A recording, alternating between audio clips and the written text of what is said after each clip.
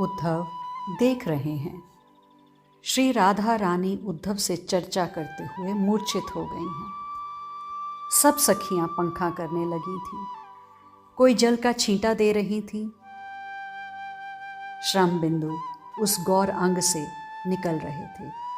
सुगंध फैलने लगी थी वृंदावन में। श्री राधा की स्वेद से सुगंध निकल रही थी। उद्धव कुछ समझ नहीं पा रहे, इतनी दिव्य सुगंध। तभी उद्धव ने देखा, गुनगुन करता हुआ एक भंवरा आया। दूर से आया था, सुगंध सूंघ कर ही आया था। कमल के पराग का रस लेने वाला ये भंवरा श्री राधा रानी के स्वेद बूंदों से कमल की सुगंध ही तो आ रही थी। आ गया था उड़ते हुए, सूंघने लगा था श्री राधा रानी के चरणों को बार बार।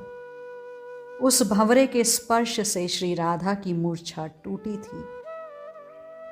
उठकर बैठ गई थी, फिर ध्यान से देखने लगी, फिर हंसी। ओए कपटी के मित्र, भंवरे को कहा, हट जा यहाँ से, चिल्ला पड़ी थी श्री राधा रानी। इस प्रसंग को भ्रमर गीत कहते हैं वज्रनाभ। उद्धव के कुछ समझ में नहीं आ रहा कि ये कैसा उन्माद महर्षि शांडिल्य प्रेम रस में डूबकर इस प्रसंग को बता रहे थे।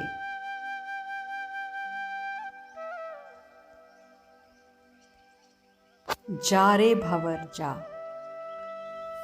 जाना मेरे पाँव को मत छू। ओह, उसी ने भेजा है तुझे। हाँ, मैं सब जानती हूँ। श्री राधा रानी उस भंवरे को देखकर बोल उठी थी। क्या कहा तूने? मान जाऊं मैं? ना भंवर, अब नहीं। देख रो रो कर कैसा बुरा हाल हो गया है। तू क्यों आया है हमारे पास और मेरे पाँव को क्यों छू रहा है? देख, कपटी के मित्र का कभी स्पर्श भी नहीं करना चाहिए। तू उसी का मित्र है ना, और उसी ने तुझे भेजा होगा। मैंने तुझे पहचान लिया है। कैसे पहचाना? तो सुन, तू काला है, वो भी काला, निष्ठुर वो भी है तो तू भी है।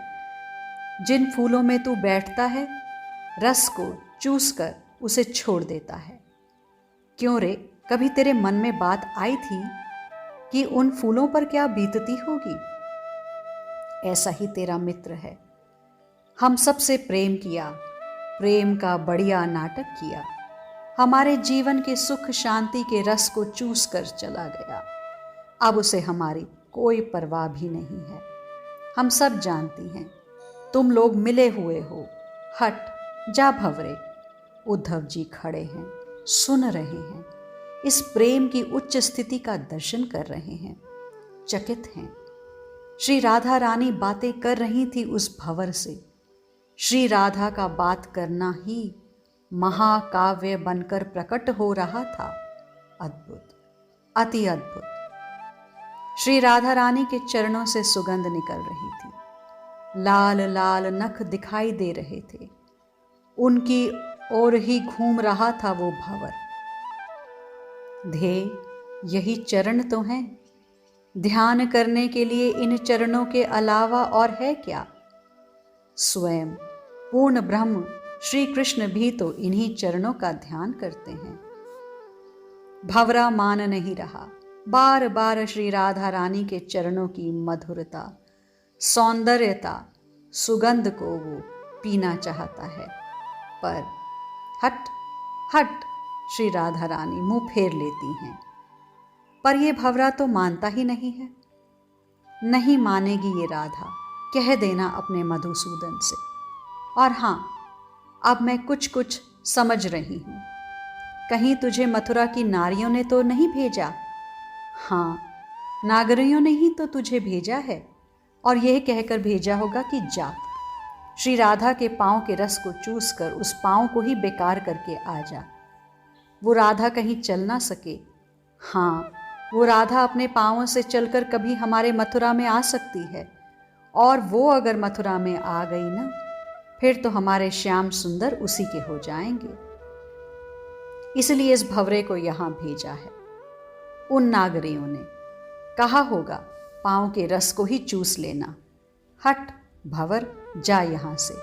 और हाँ, कह देना उन मथुरा की नगरियों से, राधा कभी नहीं आएगी तुम्हारे मथुरा, कभी नहीं आएगी। हमें नहीं बात करनी उस कपटी से, रखो तुम ही उस कपटी को। श्री राधा रानी भंवरे को कह रही थी, डांट रही थी, इसी बहाने गीत गा रही थी। और इधर वज्रनाभ ने महर्षि शांडिल्य से एक प्रश्न कर दिया, गुरुदेव, श्री राधा रानी का कपटी कहना, श्री कृष्ण को कपटी कहना, ये मुझे प्रिय नहीं लग रहा। वज्रनाभ ने अपनी बात कही।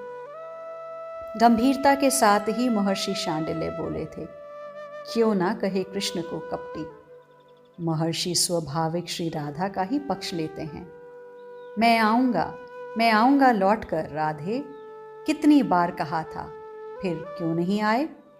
कितनी कपटपूर्ण बातें की वज्रनाभ, तुम्हारे समान त्याग हे राधे किसी का नहीं है। तुम्हारा प्रेम ही मुझे खींचता है, जब मुझे बुलाओगी मैं आ जाऊंगा।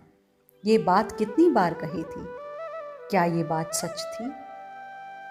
अगर सच थी तो आना चाहिए था ना। पर गुरुदेव, ये तो ब्रह्म हैं। वज्रनाभ ने फिर ब्रह्म की चर्चा छेड़ दी। हाँ, अगर ब्रह्म की दृष्टि से भी देखें तो माया किसे कहते हैं, और माया किसकी है? इसी की है ना माया। और माया क्या है? क्या कपट माया का पर्याय नहीं है? क्या माया का ही अर्थ कपट नहीं है? हे वज्रनाभ, जो ब्रह्म को अच्छे से पहचानता है वही कह सकता है कि ब्रह्म कपटी है। ये बात महर्षि शांडिल्य ने कही। ब्रह्म के साथ माया का कपट सदैव रहता ही है। क्या इस बात को कोई इनकार कर सकता है? वज्रनाभ, माया का अर्थ कृपा भी है और दंभ भी है। कृपा के रूप में माया का प्रभाव अपने भक्तों पर छोड़ते हैं, और जो संसारी हैं, संसार में रचे बसे लिप्त हैं, उनके लिए दंभ रूपी माया का प्रयोग करते हैं।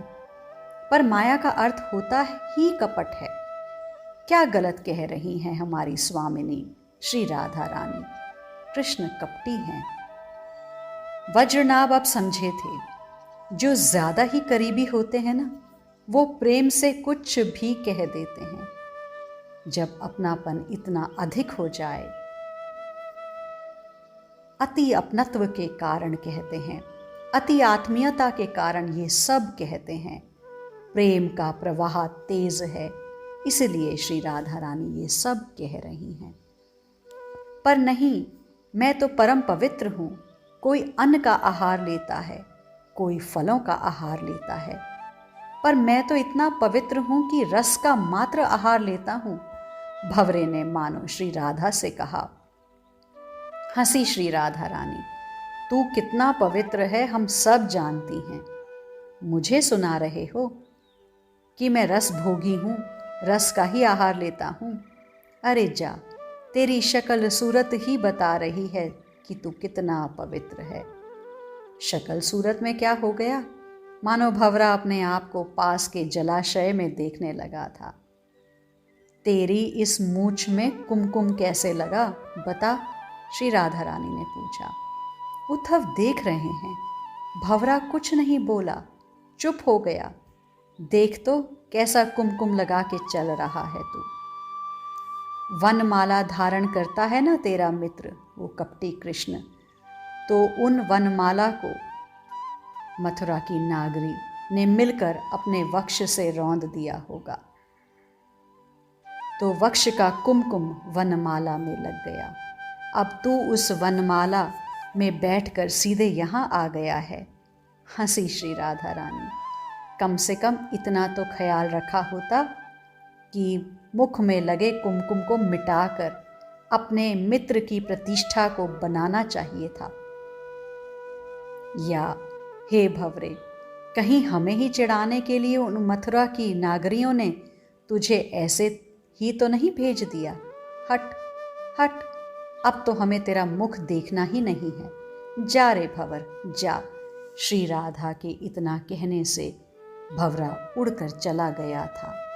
श्री राधा रानी ने देखा आज के लिए इतना ही, शेष आगे।